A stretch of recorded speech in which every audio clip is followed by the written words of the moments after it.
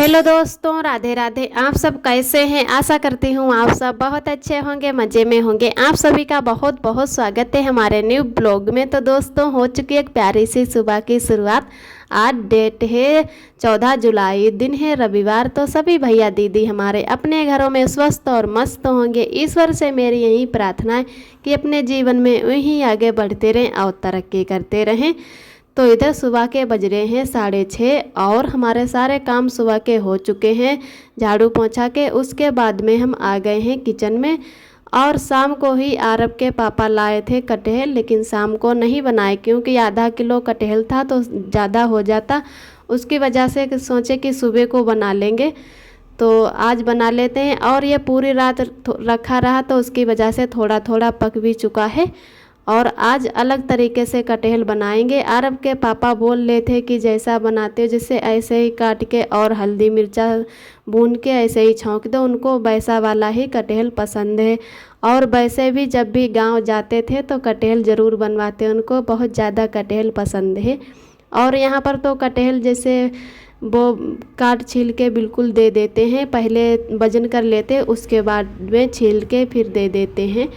तो यहाँ पर मैंने कटहल को अच्छे से धो लिया था, उसके बाद में उबलने के लिए रख दिया और 3 सीटी लगा दी। तो बहुत ज़्यादा कटहल हमारा उबल चुका है। उधर अरब के पापा दूध भी लेकर आए थे तो थोड़ा दूध मैंने बचा लिया और आधे दूध की चाय बना ली है। तो कभी कभी अरब के पापा भी पी लेते हैं। और आज संडे है तो आज छुट्टी है। वैसे कभी कभी संडे को भी जाना होता है। संडे वाले दिन इन लोगों का ज़्यादा काम रहता है तो उसकी वजह से इन लोगों की नहीं छुट्टी रहती है। तो आज नहीं काम है तो आज घर पर ही रहेंगे। तो इधर दोनों लोगों के लिए चाय बना ली है और थोड़ी ही वो चाय पीते हैं। तो इधर कुरकुरे भी लाए थे तो तब तक चाय नाश्ता कर लेते हैं, उसके बाद में बनाते हैं सब्ज़ी। और वैसे ड्यूटी जाते हैं तो थोड़ा जल्दी करते हैं, आज तो घर पर ही रहेंगे तो थोड़ा रुक के ही खाना बनाते हैं।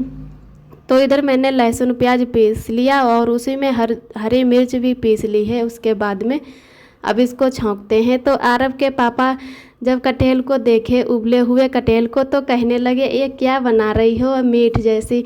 तो मैंने कहा देखो मीठ की बात मत करो, पता नहीं क्यों हम लोग कुछ भी नहीं खाते, बिल्कुल शाकाहारी। अंडे तो जैसे शाकाहारी में आते हैं फिर भी हम लोग अंडे भी नहीं खाना पसंद करते हैं।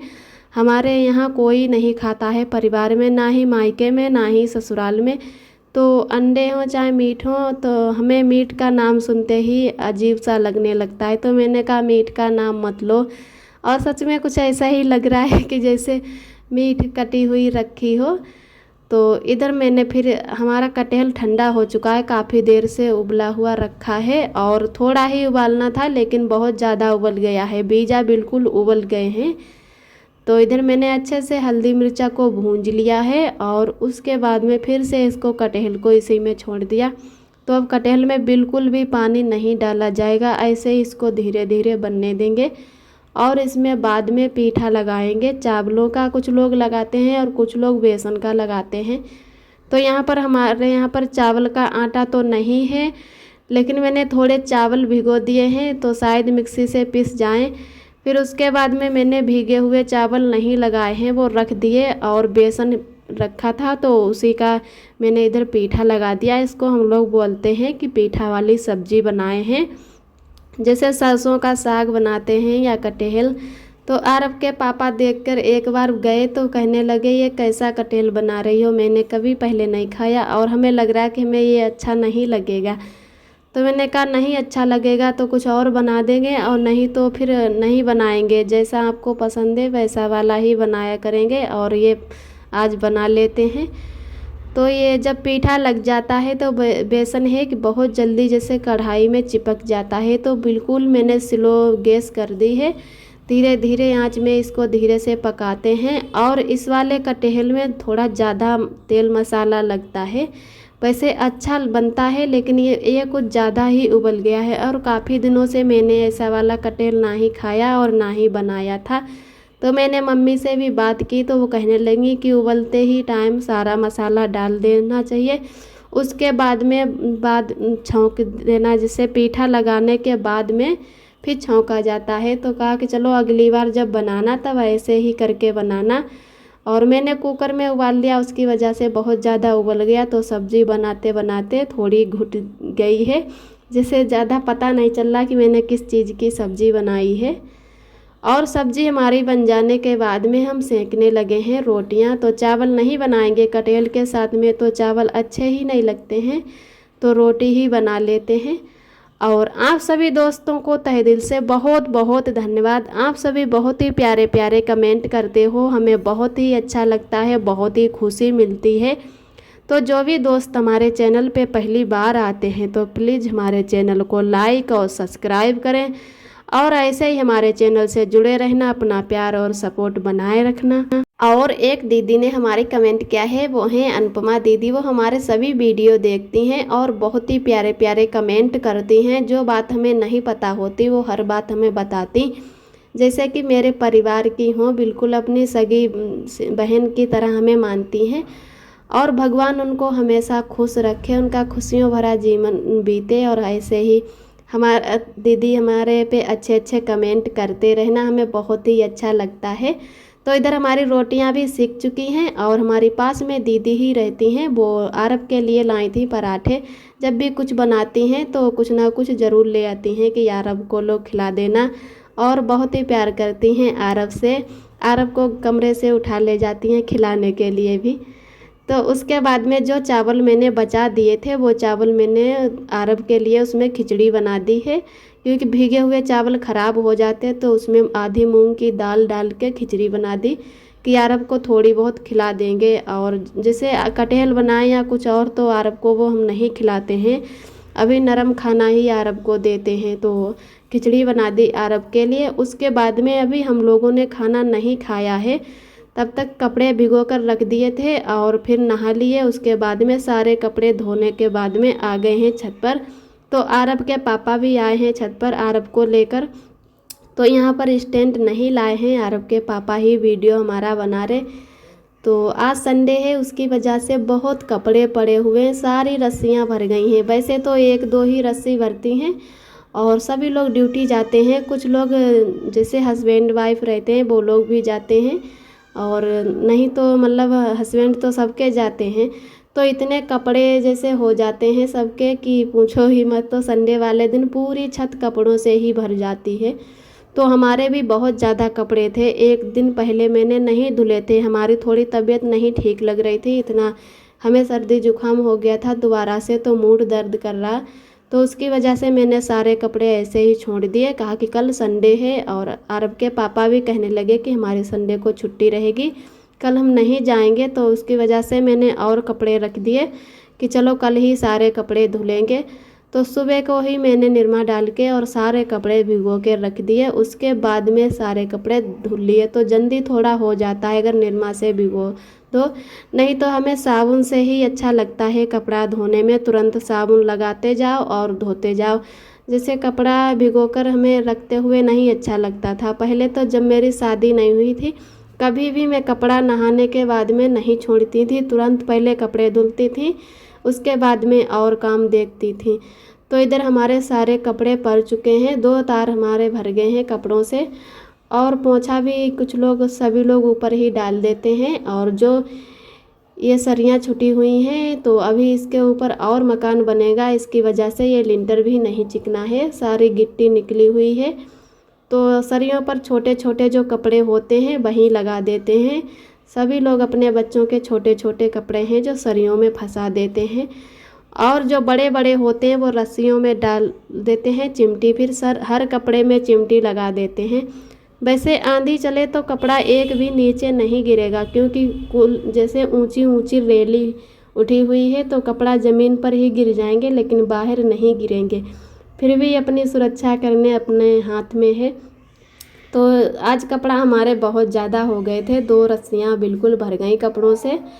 तो मैंने डबल डबल कपड़े में जैसे एक चिमटी 2 कपड़ों में लगाई है फंसाकर, तब सारे कपड़ों में जाकर लग पाई हैं। 1 दर्जन में चिमटी लाई थी, और इतनी वैसे चिमटी काफ़ी है, लेकिन कभी कभी जब ज़्यादा कपड़े धुलते हैं तब कम पड़ जाती हैं।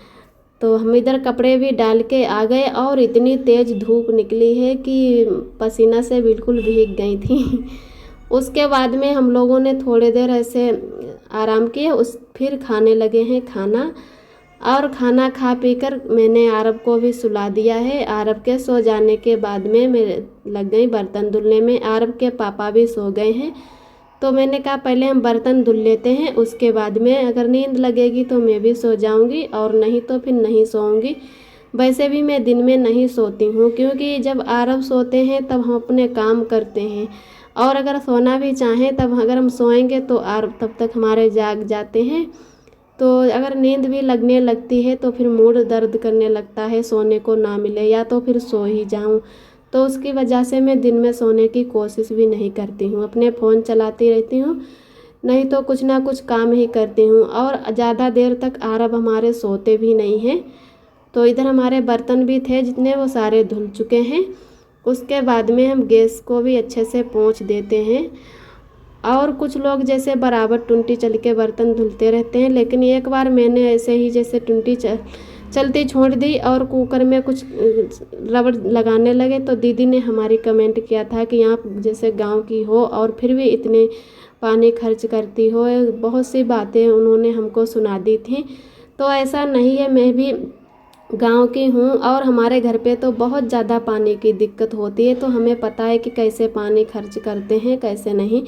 तो उस दिन उसमें कुछ फंस गया था, उसकी वजह से मैंने पानी चला दिया कि पानी उसमें जा ही नहीं रहा था कि थोड़ा बहुत जो कुछ फंसा हो तो निकल जाए, धार से पानी बराबर गिरेगा। नहीं तो जब भी हम बर्तन धुलते हैं तो बर्तन धुलते जाते और टुंटी को बंद करते जाते हैं।